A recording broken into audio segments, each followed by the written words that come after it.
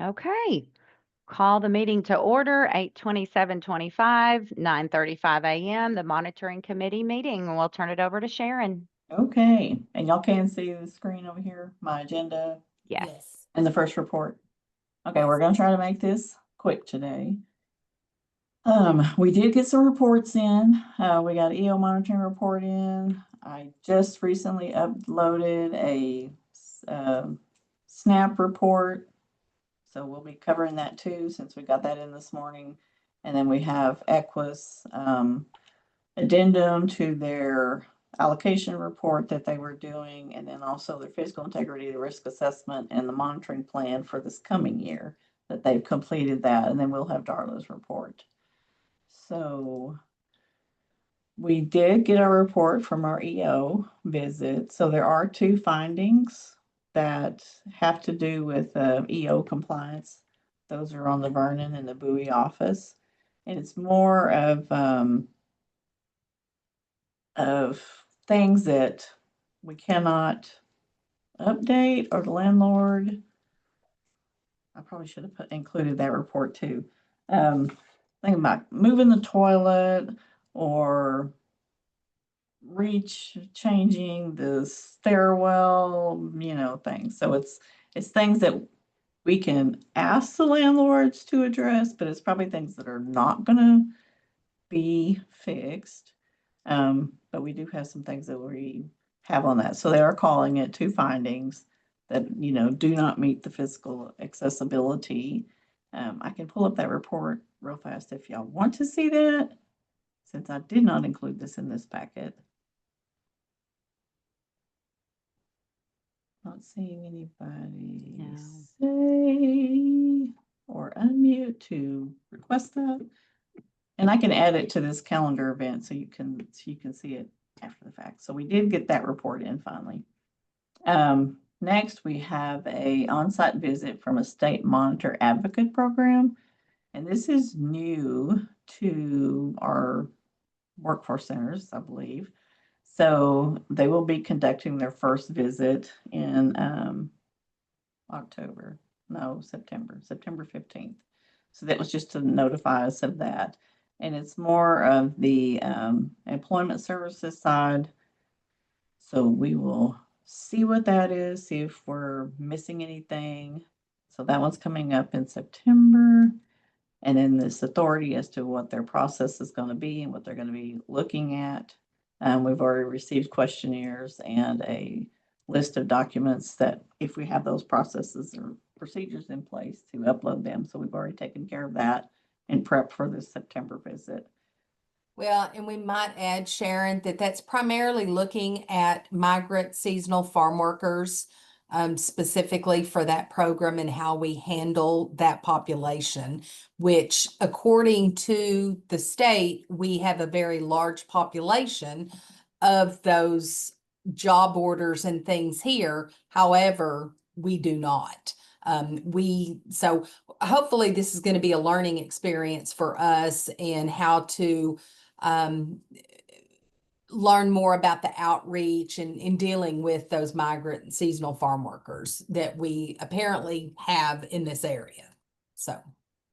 Oh yeah, and I think it's, like I said, a new process that the state's doing too, because they've never been here to this region for that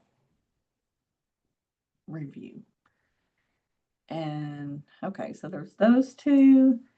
The next thing I have is the Equus allocation testing addendum. This was to the Diaz Smith and Associates report, where we had already reported out at the beginning of the year for the program and the financial. So this was a piece of the financial that they still needed to follow up on and complete, because it came out on the reports. We had the reports earlier and to have them done by the time that TWC visited.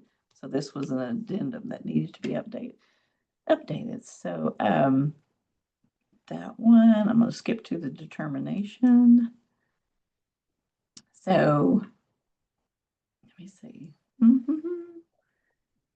It has the areas that they reviewed. So there were no exceptions noted for the allocation plan, how they're doing their cost pool for their SNAP. That was another area that was looked at. So no findings, no observations, nothing to update on. So excellent, way to go, Annette, and the records that y'all are keeping on the Equus stuff. So that was good. Yay. And y'all stop me if you have any questions, because like I said, I'm gonna be going quickly through this. The next thing I have is the fiscal integrity report. And that's something that the boards are required to do annually in order to continue contracting with our subrecipients. So with Equus and with Rolling Plains. So we do this review prior to the October release of new contract periods. So they have completed that. I know Lisa and I have some questions for Equus that we're going to follow up on. However, let me see. You know, of course, these pages indicate everything that they must look at, and then the items that were provided and what was looked at. And then I'm going to go to there. Also, same thing for Rolling Plains, what was provided, what was looked at. And I'm gonna go to their determination report, and that's not working the way I thought it would. Excuse me. Okay, so there was a thing with compliance on the audit reports whenever, you know, like we have our 990 that we have to do, and Edgemond Parkman does it on the Norcheck side. You know, both of these recipients have to have audit reports as well. And they have certain timelines that they have to be completed by. So they were just indicating here that both of them should provide their latest audit reports promptly upon their completion. And I know we have so many, they have so much time to get it completed after their reporting periods are done. So as long as we get those, and then I can pass them on to Diaz Smith and Associates. But this is just. Are you saying things- that Fleming, Parchman, they have No, to have an I'm audit? saying that we have that for our Nortec, for the board side, but these are just on the subrecipients. So it's like that, but, you know, so Okay, the like. subrecipients is who you're talking about, Yes, not ma'am. the audit Sorry. firm. Okay, Sorry. okay. And you'll have to forgive me, I've got a little scratch too. And then they should provide documentation that they've been submitted to the clearinghouse if it's a requirement.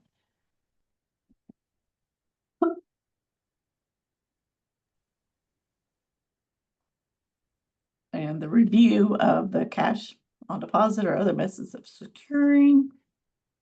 They are both in compliance on those requirements. For bonding purposes, they are in compliance for those requirements. On the standards of conduct, both subrecipients are required to meet these standards as well, so those are in compliance. And for disclosures and things that the workforce centers have to do, they are also in compliance on that. So really, the data, the fiscal integrity was a great report. We'll just follow up on the audit stuff, you know, to make sure that we get those timely. But just like even ourselves, you know, our 23-990 was published just a couple of months ago. So I know, you know, things take time to process. So it's not an error or anything. It's just things that we're going to look for coming forward. As part of this process, they went ahead and they did the assessment, the risk assessment on both subrecipients. So I'm going to skip around through that, the things that they got from them. So this was their determination for the Equus side. What areas they're going to consider to be high risk or not. Let me get that out of the way. And then for Rolling Plains, these are the areas and if they consider them a high risk or not. So those will go into feeding what's going to be looked at the majority of and what's going towards their monitoring plan. Any questions on those risk areas or anything like that?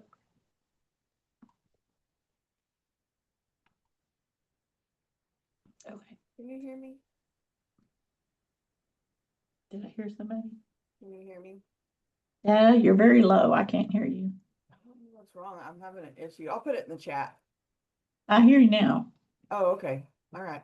I have a question, just, sorry, going back a little bit. I was having a technical difficulty, so I couldn't come off of mute, but on the first thing you reported about the landlords and the buildings, the things that they requested to be changed that we can't change. Just for my knowledge, because I'm new to this, I'm curious, is that something that like we would get penalized for? Do we have to look, I mean, are we having to look for different properties? Or is it just something that we can accept as a finding and I don't know what the process is. Let me go ahead and pull up that report since I didn't Sorry. include it. So this is the corrective action plan that we submitted for that. So, and is that big enough where y'all can read it? Yeah. So it's like, is the door opening at least 32 inches? So this is on going into their computer lab or their office meeting room. So So they like would on have the to take the one- door off Sorry. or put in different type of hinges. So, you know, it's whether the landlord will do that or if we can. 'Cause Okay, we may so not like on want the the door next off of it. one, on the next one, it says no building renovations, monitoring continues. That's accepted. I'm just trying to learn. That's acceptable now. So, well, I mean, this is the toilet is not close enough to the side wall. It's moved out further. So, I mean, it's not possible without causing them a lot of issues. So they're not, you know, we're not expecting any renovations to that building or to that restroom. But now like these grab bars, it has one on the sidewall, but it does not have a grab bar behind the toilet. So that is something that we could have him put in place that we're, you know, we're trying to get done by the end of September. So again, we'll be discussing with the landlord. I was just more asking like, do they escalate and like, is there any threat to our being able to offer the services in that area because of it? Would we have to relocate or anything like that, or it just?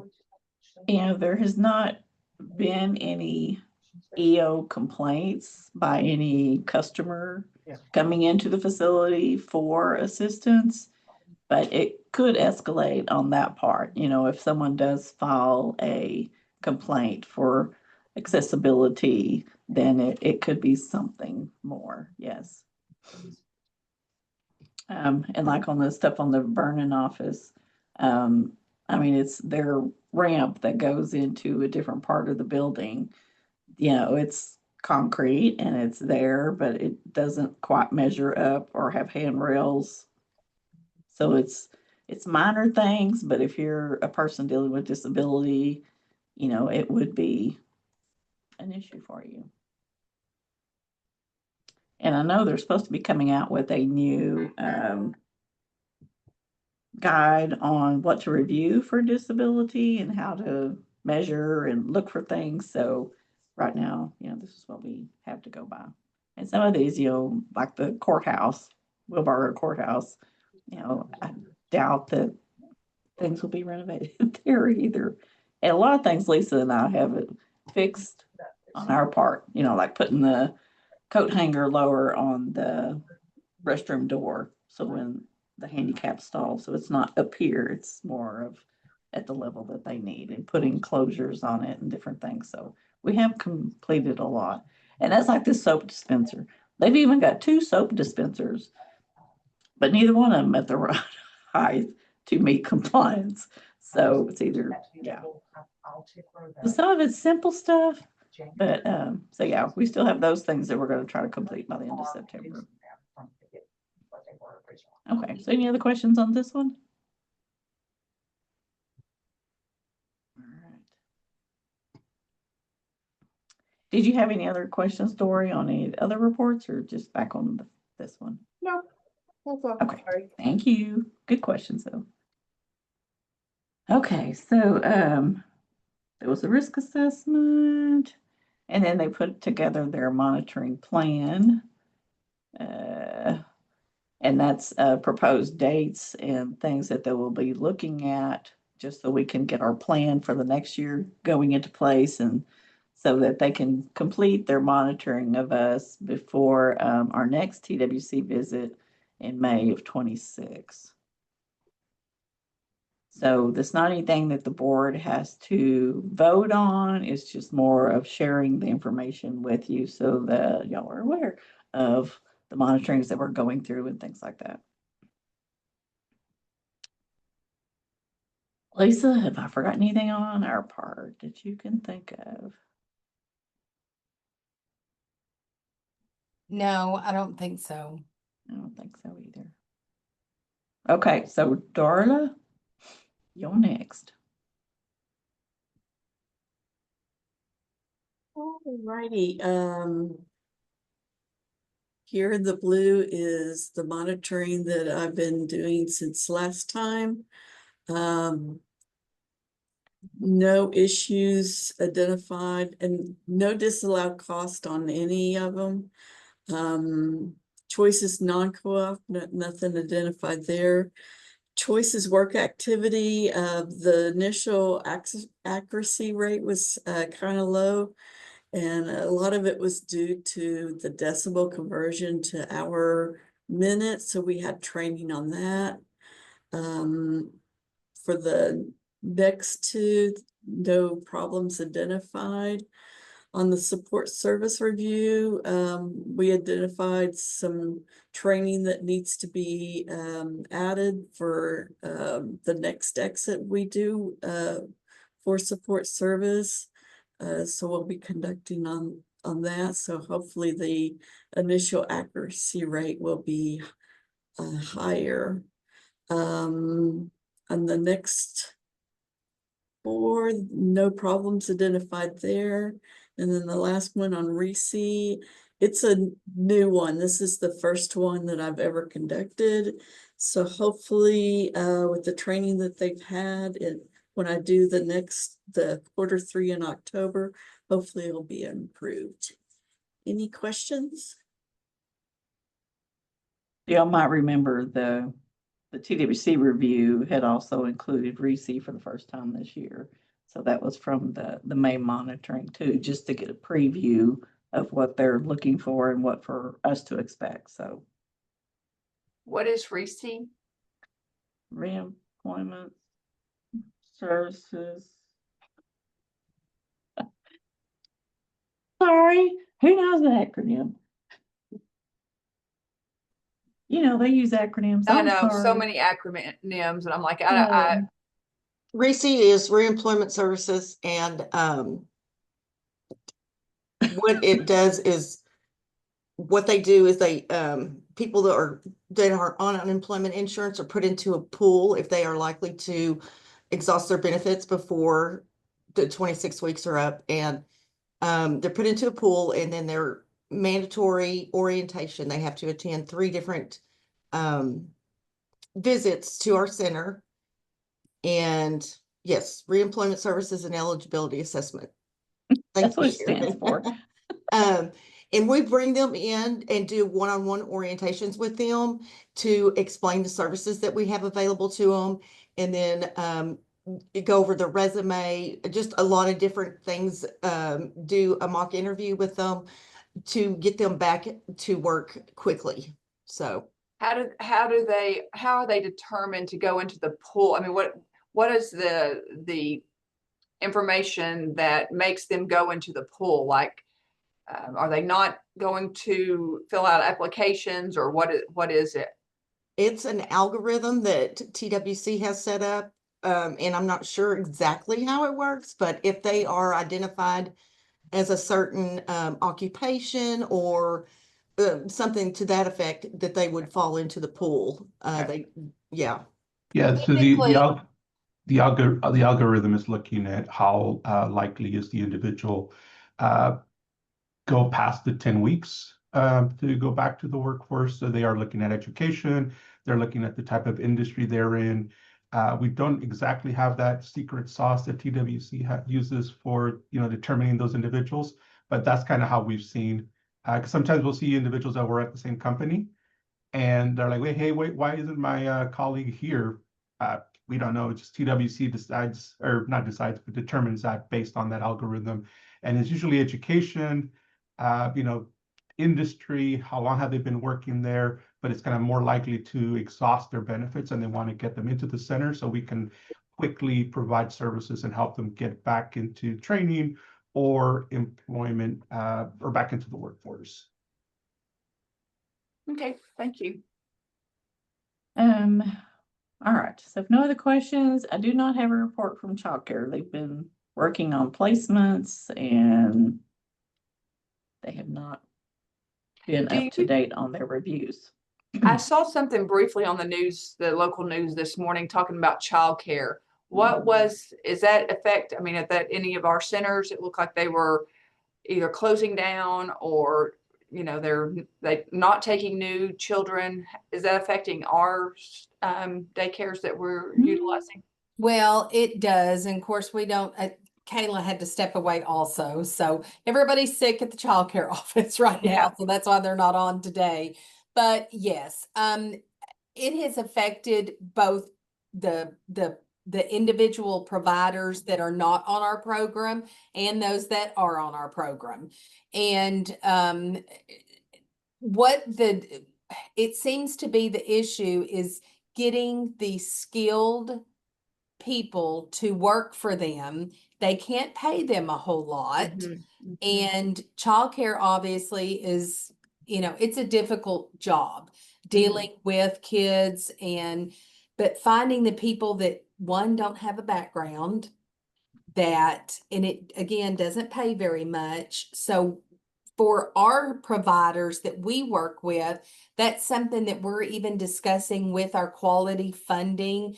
Are there incentives that we can bring to the table to help these providers get the skilled employees, send them to these CDA courses, say at Vernon College, to make them, have that more skill level to educate young children, basically. And then we can incentivize them if they take these courses, finish that training, and then, we can provide the funds to the provider to give them bonuses, let's say. It's hard for us to provide funding across the board that is sustainable to help with pay increases. I know that across the state, some of the other areas have been able to do that, but they get a whole lot more money than we do because they're large, to help supplement wages. And we just haven't quite figured out how to do that, but we are discussing. We actually had a meeting yesterday that Caleb will talk about tomorrow during the board meeting, for our child care committee on what we can do to try to incentivize, providers to help their employees for retention, because that's what we're seeing. And it really, it's been bad since COVID, honestly. And it just really, they haven't, kind of regrouped and people have found other ways, other jobs. Cause that's a hard job working with kids. And again, finding those that doesn't have a background to do it, that can work for not a lot of money. We're asking them to do a lot. And then another issue that we have really learned is the behaviors of the children, what these employees have to deal with and put up with, parents and children. So I think it's just a calamity of reasons why they're finding it difficult to find staff to work in the childcare industry. So, Yeah. fortunately. Okay, Rhonda had to jump off. Yeah, for she her had to other leave. meeting. So we had nothing else to discuss for our next meeting in October. I'll contact you by poll ahead of time to see when we want to set that date. So unless there's any other Well, we still have not received any word from our TWC monitoring that we had in May. I did reach out to TWC several weeks ago because we just haven't heard anything. And they said that, you know, they're working on it and we should hear something soon. You know, so still nothing. We don't know if we really had any findings or not. So Yeah. just still waiting for that report. Maybe no news is good news. Well, Just waiting on maybe. we gotta have the report Right. though. right. So. Okay. So with that, no other questions? We will end this meeting. Thank you. Okay. Y'all have a great day and thank you for attending. Thank you, See y'all everybody. tomorrow. See you tomorrow. good one. Bye. Bye-bye.